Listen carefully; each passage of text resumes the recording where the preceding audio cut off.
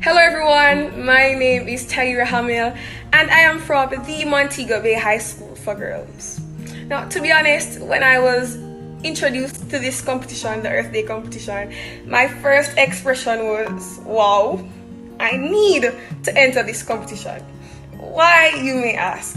This is because I saw where I was finally being given the opportunity as a student, as a child, to voice my opinions, my ideas, and my thoughts on the topic of climate change, right? My motive for really entering this competition was that I wanted to be able to make someone aware of the contribution and the impact they have on climate change. I wanted to change someone's perspective. I wanted to change someone's mindset.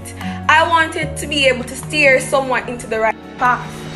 I wanted to be an influence for change in Jamaica. And I saw that I could do so by making a poster and by taking a picture. I thank you.